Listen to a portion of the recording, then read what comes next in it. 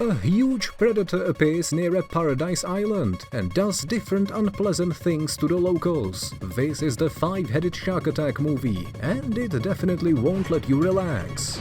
The beautiful island of Palomino, surrounded by the sea, is located not far from Puerto Rico. A large white yacht where photographers take pictures of models in swimsuits is anchored next to it. The girls are posing and smiling, not even realizing what is about to happen next. A great white shark appears in the sea. It approaches the yacht. However, it is captured by some kind of a monster. It looks like a huge shark with 4 heads. The cameramen keep taking hot photos. One of the girls notices a red stain in the water. Apparently, it's blood. The people on the boat see a huge fin approaching them. They realize it's a shark, but they don't get scared and take pictures of it. The naive guy and the girls don't even realize that it's swimming right towards them. At some point, the huge 4-headed shark bursts out of the water and opens its toothy jaw. All the people on board become its lunch. The police receive a report of a shark attack on Palomino Island. Police Captain Sterling and his deputy Black go there on a service boat to check out the information. They find a white yacht, but there is not a single person on it. Sterling notices the camera on the deck and watches the last picture. One of them shows a blurred image of a 4-headed shark that is about to eat the yacht's passengers. Meanwhile, a marine biologist named Angie Yost is giving a lecture to her students. They study the anatomy of a predatory fish and the contents of its stomach to understand the cause of its death. Turns out it had swallowed a large piece of plastic. Dr. Yost is visited by Captain Sterling and Black. The policemen claim the yacht was attacked by a huge shark. Yost doesn't believe it, because these predators attack people very rarely.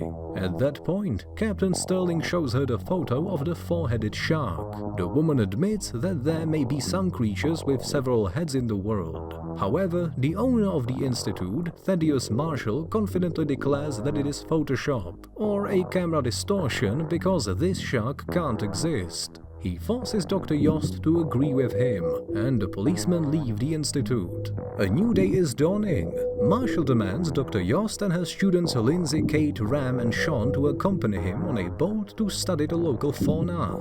In fact, the wily Marshall wants to catch the 4-headed shark before it is revealed to the public and make it a centerpiece of his aquarium. Dr. Yost and her students are not excited about hunting the most dangerous marine predator in the world, but Marshall threatens to leave them without a job. So the boat pulls away from the shore and the students make a shark trap. Using tablets and GoPro cameras, they examine the underwater world. Before long, a huge fin indeed appears next to the boat. It is the same 4-headed shark. It jumps out of the water and grabs Sean. Unfortunately, there is no way to save the poor guy. Panic breaks out among the students, but the shark seems to be full, so it swims away. The boat returns to the mainland. Marshall contacts the institute and reports the accident. Captain Sterling and Black meet them on the shore. The students claim that it was not an ordinary shark, but a real monster with 4 heads. Despite the tragic accident, Marshall has no intention of giving up and wants to catch this strange shark at any cost. The policemen realize the situation is getting out of control and demand the closure of the local beaches. Meanwhile, a small fishing boat goes out to the sea. Needless to say, a huge fin soon appears next to the fishermen, and a 4-headed shark overturns their boat. Having had its lunch, the fish swims away. Marshall encourages the students to have another go at catching the shark. This will make them extremely rich and famous. They are distressed by the death of their friend and refuse to risk their lives again. However, Marshall manages to change their minds. He, along with Dr. Yost and the 3 students, head to the local fisherman named Red. The thing is, he is an experienced shark hunter.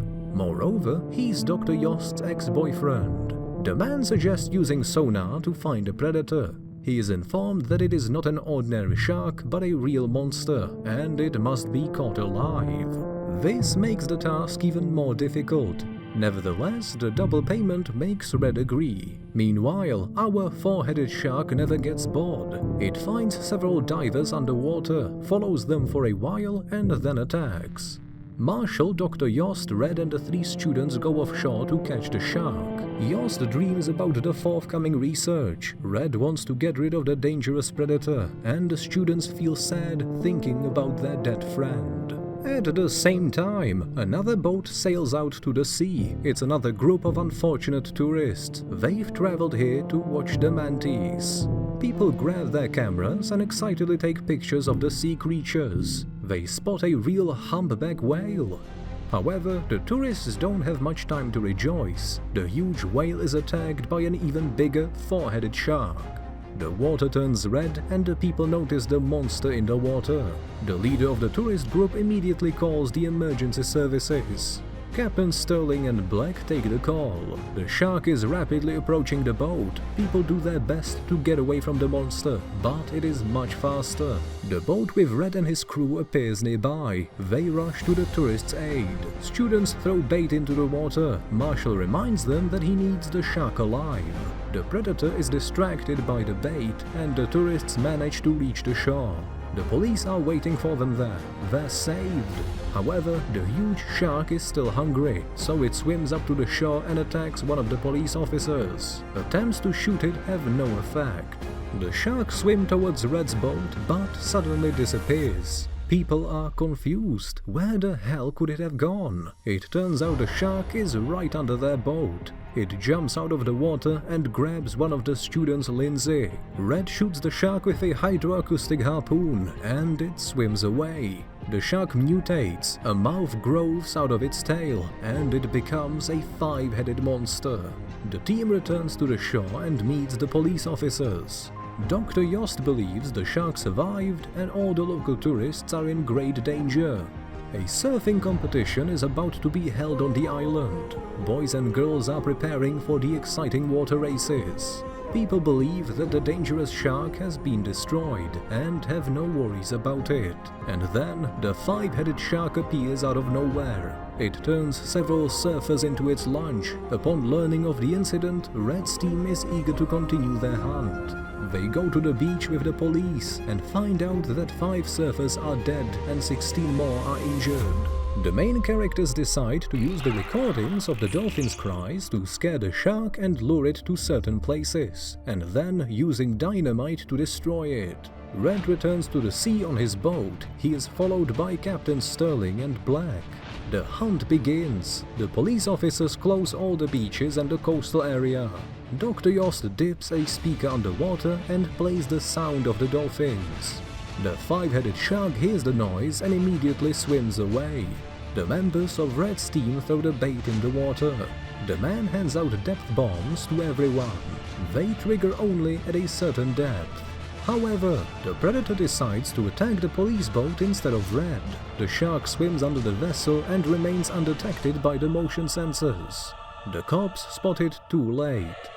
The 5-headed shark rams the boat and Black falls into the water. Seconds later, she is caught by one of the 5-headed shark's jaws. The monster is intent on reaching Captain Sterling as well, but the man starts the boat, speeds up and escapes the predator. He calls Red and asks for his help, then shoots the shark with a gun and throws a dynamite at it.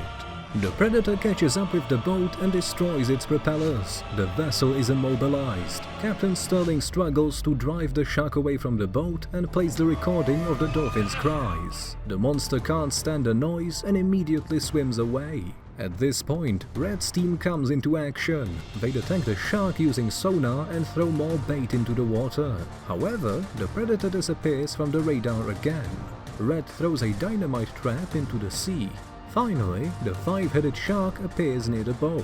The only problem is that it doesn't eat the dynamite trap. Instead, the explosive is swallowed by an ordinary shark with one head, and of course, it's torn to pieces. At that moment, the 5-headed shark shows up and eats the remains of the other predator. After that, it's about to attack Red's boat. The man tries to get away from the huge predator, but the shark has broken all the propellers on his boat. He calls Captain Sterling and asks for help. Unfortunately, the policeman's boat is also damaged. The 5-headed shark rams the boat, and student Kate falls overboard. The guy named Ram jumps after her. The hungry predator rushes towards its prey, but the students swim to the boat and climb aboard just in time. Marshall throws a harpoon at the shark. The monster turns around, and the rope attaches to the harpoon, wraps around Marshall's leg, and pulls him into the water. Needless to say, the shark immediately takes advantage of this. We see another red stain on the water surface. Realizing that Red's team can't defeat the predator, Captain Sterling radios for rescue transport. Meanwhile, Red hands out weapons to the surviving team members. They fire a load of bullets at the shark. However, the predators don't care about them. It is so huge that it can't be harmed with bullets. Soon, a helicopter appears in the sky. People rejoice, but in vain.